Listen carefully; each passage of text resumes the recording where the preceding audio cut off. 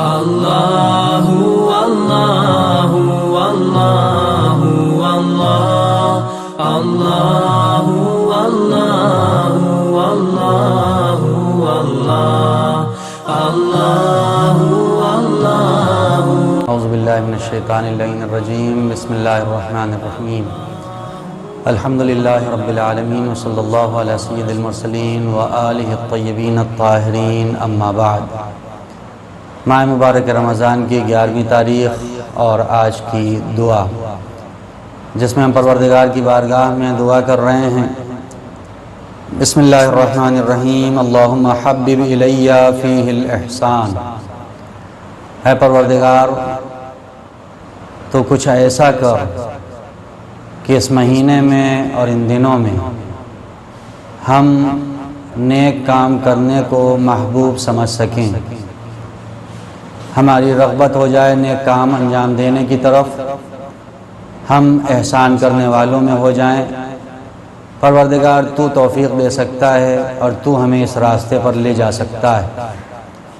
یہ احسان، یہ نیکی، یہ ایسی شے ہے جس کے لیے ہم دعا کر رہے ہیں، اور ہر شریف انسان کے لیے ضروری اشیاء میں سے ایک شے کا نام ہے احسان۔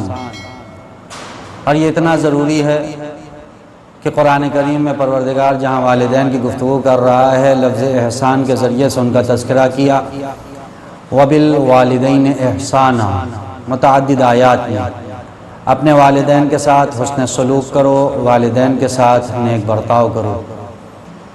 احسان یعنی کسی کے ساتھ نیکی کرنا، احسان یعنی کسی کی مدد کرنا، احسان یعنی کوئی بھی ایسی شے انجام دینا جو نیکی کے دائرے میں آتی۔ اور جب گفتگو احسان کی آئی ہے تو آج رک کر اس بات کو عرض کر دوں کہ ان وبا کے دور میں، اس وبا کے عالم میں بہت سے ایسے افراد ہیں جو احسان کرنا چاہتے ہیں، جو نیک کام انجام دینا چاہتی ہیں، لیکن نیک کام انجام دینے میں بھی شریعت نے کچھ حدود قرار دیے ہیں اس کے، اور کچھ شرائط و ضوابط رکھی ہیں۔ ویسے تو ہمارے یہاں مشہور یہ ہو چلا ہے کہ جب کسی کے ساتھ نیکی کرو تو چھپا کر نیکی کرو، اور متعدد روایات بھی اس ضمن میں ہیں کہ جو انسان بھی چھپا کر کسی کے ساتھ نیکی کرتا ہے یا صدقہ دیتا ہے، پروردگار آتش جہنم کو خاموش کرتا ہے۔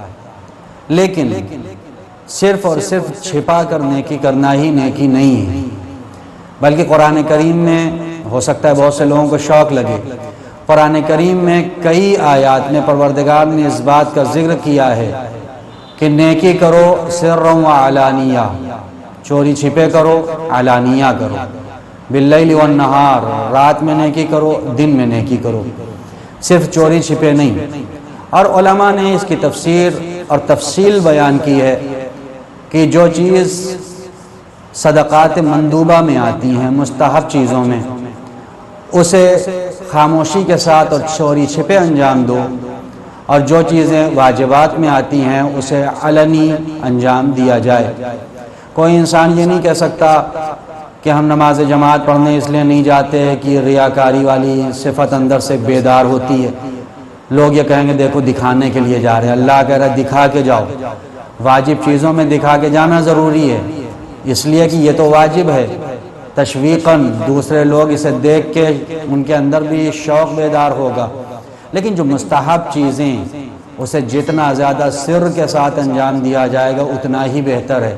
نماز شب کے لیے اسی لیے کہا گیا تنہائی میں نماز شب پڑھو، اکیلے جا کے پروردگار کی بارگاہ میں جاؤ۔ اور اسی لیے یہ احسان بھی دونوں طریقے سے، پروردگار کی بارگاہ میں آج ہماری پہلی دعا ہے، پروردگار احسان کو محبوب قرار دے ہمارے دلوں کے لیے، ہم احسان کرنا سیکھ جائیں۔ وَكَرِّهْ إِلَيَّ فِيهِ الْفُسُوقَ وَالْعِصْيَانَ، پروردگار اس دن اور اس ماہ مبارک رمضان میں کچھ ایسا کر دے کہ ہم فسق سے دور ہو جائیں، ہم نافرمانی سے دور ہو جائیں۔ اس لیے کہ فسق اور نافرمانی پروردگار کی بارگاہ میں ناپسندیدہ عمل ہے، یہ پسندیدہ عمل نہیں۔ فسق نافرمانی، عصیان یعنی گناہ کرنا، نافرمانی کرنا۔ فسق، بعض علماء نے فسق کے معاملے میں، فسق کے مرحلے میں بیان کیا ہے کہ فسق یعنی کھلم کھلا گناہ کرنا۔ ماہ مبارک رمضان چل رہا ہے، بہت سے لوگ ایسے ہیں جو روزہ نہیں رہتے بغیر کسی وجہ کے، جو روزہ نہیں رہتے وہ عصیان کرتی ہیں، نافرمانی کرتی ہیں، لیکن کچھ ایسے ہوتے ہیں جو روزہ نہیں رہتے ہیں اور اس کے بعد بھی کھلم کھلا سڑک پر کھڑے ہو کر کھاتے ہیں پیتے ہیں۔ اس سال تو ہوٹل بند ہیں، لیکن جب کھلے ہوئے بھی تھے تو ہوٹل گلزار رہتے تھے، اچھے خاصے علی کے چاہنے والے بھی جاتے تھے، سب کے سامنے کھاتے پیتے تھے۔ شریعت نے ان کے لیے بھی جو عذر شرعی رکھتے ہیں ان کے لیے بھی کہا ہے ماہ مبارک رمضان میں علانیہ نہیں کھاؤ۔ پروردگار سے دعا ہے پروردگار فسوق اور عصیان کو ہم سے دور کر دے۔ وحرم علی فیہ السخط والنیران، پروردگار اپنے غضب کو ہم سے دور رکھ، پروردگار کچھ ایسا کر دے کہ آتش جہنم ہم سے دور ہو جائے، پروردگار توفیق دے کہ ہم گناہوں سے دور رہیں۔ بعونک یا غیاث المستغیثین، اپنی مدد کے ذریعے سے، اپنی اعانت کے ذریعے سے پروردگار یہ ساری صفت ہم میں پیدا کر سکتا ہے تو۔ یا غیاث المستغیثین، اے پناہ مانگنے والوں کو پناہ دینے والے پروردگار، اے وہ کہ جس کی بارگاہ میں سب پناہ مانگتے ہیں، پروردگار ہماری دعاؤں کو قبول فرما۔ والسلام علیکم ورحمۃ اللہ وبرکاتہ۔